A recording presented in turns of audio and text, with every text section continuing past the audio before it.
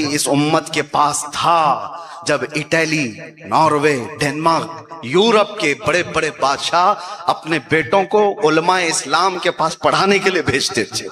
اس دنیا کو سائنس ہم نے دیا ہے، اس دنیا کو آپ تاریخ تو کبھی پڑھیں، الجبرا ہم نے دیا ہے، علماء اسلام نے دیا ہے، بہت سارے کیمسٹری کے اصول علماء اسلام نے دنیا کو دیا ہے۔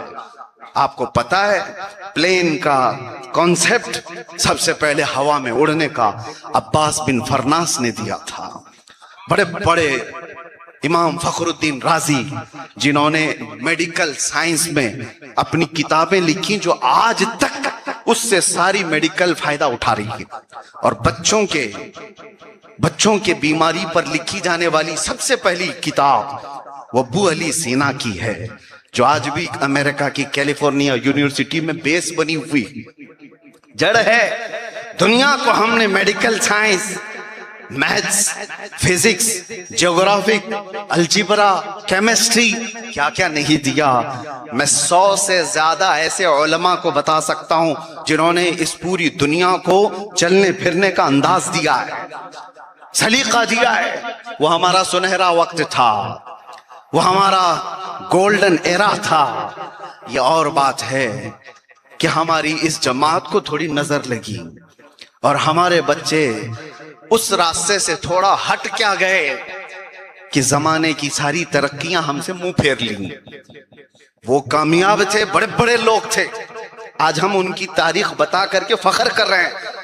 ہم وہاں کیوں نہیں پہنچ پائے؟ وجہ ایک ہی ہے، اقبال نے کہا تھا، شاعر مشرق، ان کے جو ہم غلام تھے خلق کے پیشوا رہے، ان کے جو ہم غلام تھے خلق کے پیشوا رہے، ان سے پھرے جہاں پھرا، پھر آئی کمی وقار میں۔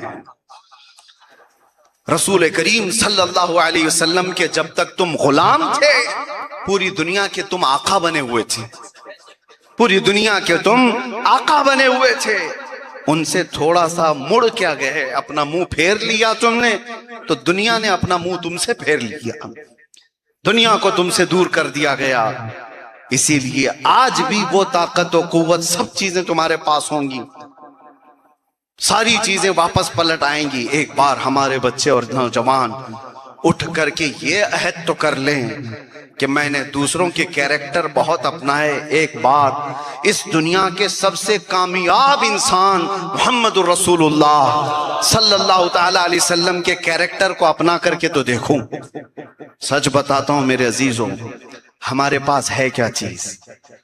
آپ لوگوں نے جو یہ عزتیں عطا کی ہیں کیا ہے؟ رسول کریم صلی اللہ تعالی علیہ وسلم کے علم نبوی کا تھوڑا سا حصہ یہ علماء حاصل کرتے ہیں، تو دیکھو تم نیچے بیٹھے ان کو اوپر بٹھایا گیا ہے۔ تھوڑا سا حصہ علم نبوی کا سینے میں کیا آ جاتا ہے، ان کی عزتیں بڑھ جاتی ہیں، ان کی عزتیں بڑھ جاتی ہیں۔ ارے شکل بھی اگر سنت کی اپنا لیا تو پورے معاشرے میں، کمیونٹی میں اس کی عزت الگ ہو جاتی۔ اور پھر آپ مجھے دیکھو، ہم نے ایک جملہ بھی اگر حضور کی عزت کے بارے میں کہا نا تو ساری دنیا کو ہماری طرف پھیر دیا جاتا ہے، لاکھوں دلوں کو اللہ تعالی ہماری طرف پھیر دیتا ہے۔ ہم نے سوشل میڈیا سے آپ کے دل نہیں جیتے، سوشل میڈیا میں ہزاروں لوگ بھرے ہوئے ہیں، انٹرنیٹ کی دنیا میں بہت لوگ ہیں۔ کچھ لوگوں کو یہ لگتا ہوگا یوٹیوب، انسٹا اور سوشل میڈیا کے زمانے کی وجہ سے یہ ساری چیزیں، نہیں میرے عزیزو، جب تک اللہ نہ چاہے لوگوں کے دل نہیں پھرتے۔ دن میں 20-20 گھنٹے یہ بھی سوشل میڈیا دیکھتے ہیں، بہتوں کو دیکھتے ہیں، لیکن ایک جذبہ سب کے دلوں میں۔ مجھے بتاؤ، میں 8 مہینے جیل کے اندر موجود رہا تو کیا یہاں کے علاقے میں کوئی ایسا نہیں ہے جو غائبانہ طور پر میرے لیے دعا کر رہا تھا؟ جس جگہ سے ہم گزرتے ہیں ہر کوئی کہتا ہے کہ ہم نے آپ کے لیے بہت دعائیں کی۔ بوڑھی عورتیں کہتی ہم نے روزے رکھے۔ ان کے دلوں میں یہ محبت ڈالا کون؟ سوشل میڈیا نے نہیں ڈالا۔ جو حضور کی بات کرتا ہے اللہ اس کی محبت پورے مخلوق میں ڈالتا ہے، پورے مخلوق میں ڈالتا ہے۔ ہر جگہ کے انسانوں میں اللہ تعالیٰ اس کی محبت ڈالتا ہے. میں نے پریکٹیکل یہ دیکھا، ایک جملہ عزت رسول کے بارے میں کہہ دیا جائے تو لاکھوں دلوں کو اللہ ہماری طرف پھیر دیتا ہے. ایک جملہ، اور اگر کوئی اپنی پوری زندگی حضور کے لیے وقف کر دے تو پھر وہ زمانے کا اعلیٰ حضرت بن جاتا ہے.